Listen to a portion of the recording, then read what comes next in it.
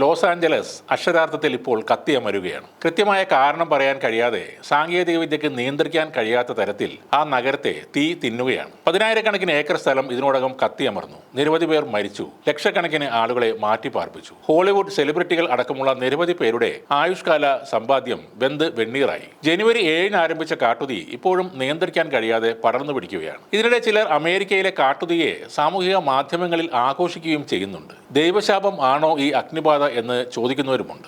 എന്നാൽ ഈ കാട്ടുതീ കാലിഫോർണിയ സംസ്ഥാനത്തിന് പുതുമയുള്ള കാര്യമൊന്നുമല്ല. അമേരിക്കൻ ഐക്യനാടുകളിലെ വരണ്ട പ്രദേശങ്ങളിൽ ഒന്നാണ് കാലിഫോർണിയയും അവിടുത്തെ പ്രധാന നഗരമായ ലോസ് ആഞ്ചലസും. പല വർഷങ്ങളിലും ഇവിടെയൊക്കെ കാട്ടുതീ പടർന്നു പിടിച്ചിരുന്നു. കാലിഫോർണിയയിൽ കാട്ടുതീ സീസൺ എന്നത് വേനൽക്കാലമായ ജൂണിൽ ആരംഭിച്ച് ഒക്ടോബർ വരെയാണ് ഉണ്ടാവുക. വർഷാവസാനത്തോടെ മഴക്കാലവും പിന്നീട് ശൈത്യകാലവും ആരംഭിക്കും. എന്നാൽ ഇതിൽ നിന്നും വിപരീതമായി കാലിഫോർണിയയിൽ ശൈത്യകാലമായ ജനുവരിയിലാണ് ഇപ്പോൾ കാട്ടുതീ പടർന്നു പിടിക്കുന്നത്. കടുത്ത കാലാവസ്ഥാ വ്യതിയാനമാണ് ഇതിനുള്ള കാരണം. 2021-ൽ ഉണ്ടായ കാട്ടുതീക്ക് ശേഷം കഴിഞ്ഞ 2-3 വർഷങ്ങളിലായി കൂടുതൽ ആർദ്രതയുള്ള കാലാവസ്ഥയാണ് കാലിഫോർണിയയിൽ ഉണ്ടായത്. ഇത് കാരണം കാലിഫോർണിയയിലും പരിസര പ്രദേശങ്ങളിലും മുൻകാലങ്ങളിൽ നിന്ന് വ്യത്യസ്തമായി ധാരാളം മരങ്ങളും ചെടികളും ഉണ്ടായി വന്നു. എന്നാൽ 2024-25 കാലഘട്ടത്തിൽ സാധാരണ ലഭിക്കുന്ന മഴയോ മഞ്ഞുവീഴ്ചയോ ഉണ്ടായില്ല. ഉയർന്ന താപനിലയും കൊടും ചൂടുമായിരുന്നു. അതോടെ സ്വാഭാവികമായി ഈ മരങ്ങളും ചെടികളും ഉണങ്ങി നിൽക്കുകയായിരുന്നു. ജനുവരി 7-നാണ് തീ പടർന്നു പിടിച്ചു തുടങ്ങിയത്. ഇതിനു പുറമെ വരണ്ട കാലാവസ്ഥയിൽ കാലിഫോർണിയ പ്രദേശത്ത് ഉണ്ടായിരുന്ന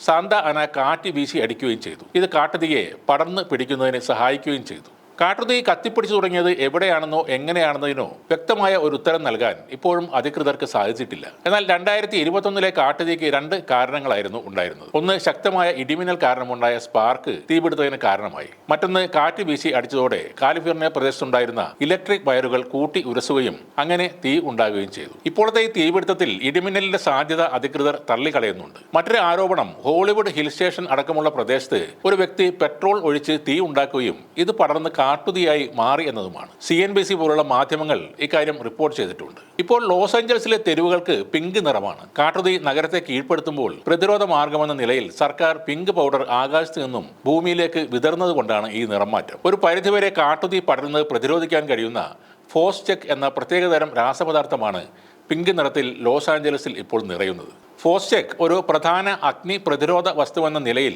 ലോകത്താകമാനം ഏറെ പ്രശസ്തവുമാണ്. ലോസ് ആഞ്ചലസിൽ ഈ ദിവസങ്ങളിൽ ആയിരക്കണക്കിന് ഗാലൻ ഫോസ്ചെക് സൊല്യൂഷനാണ് ഉപയോഗിച്ചത്. ഇതിന്റെ പിങ്ക് നിറം തീ പടർന്നു പിടിക്കുന്നത് ഒരു പരിധിവരെ തടയുമെന്ന് മാത്രമല്ല, ഫയർ ആൻഡ് സേഫ്റ്റി ഉദ്യോഗസ്ഥർക്ക് അപകടസ്ഥലം പെട്ടെന്ന് തിരിച്ചറിയാനുള്ള സാഹചര്യവും ഉണ്ടാക്കും. ദിവസങ്ങൾ കഴിഞ്ഞ് മാത്രമേ ഇതിന്റെ പിങ്ക് നിറം മാഞ്ഞു പോവുകയുള്ളൂ എന്നതും മറ്റൊരു ഗുണമാണ്. നേരിട്ട് തീയിലേക്ക് സപ്ലൈ ചെയ്യുന്ന രീതിയല്ല ഇവിടെ ഉപയോഗിക്കുന്നത്. തീ പിടിക്കാൻ സാധ്യതയുള്ള സ്ഥലങ്ങൾ മുൻകൂട്ടി കണ്ട് ഫോസ്ചെക് അവിടെ മുൻകൂട്ടി സ്പ്രേ ചെയ്യുകയാണ് ചെയ്യുന്നത്. ഈ ഫോസ്ചെക്കിന്റെ വ്യാപകമായ ഉപയോഗം ഗുരുതരമായ പാരിസ്ഥിതിക ആരോഗ്യ പ്രശ്നങ്ങൾക്ക് ഇടയാക്കുമെന്നും പറയുന്നുണ്ട്. എന്നാലും നിലവിലെ സാഹചര്യത്തിൽ ലോസ് ആഞ്ചലസിൽ ലഭിക്കുന്നതിൽ വെച്ച് ഏറ്റവും ഫലപ്രദമായ വസ്തുവാണ് ഫോസ്ചെക്ക് എന്നാണ് സർക്കാർ വൃത്തങ്ങൾ ചൂണ്ടിക്കാട്ടുന്നത്. കാട്ടുതീ നിയന്ത്രിക്കുക എന്ന ഒരൊറ്റ ലക്ഷ്യം മാത്രമേ ഇപ്പോൾ അവരുടെ മുന്നിലുള്ളത്.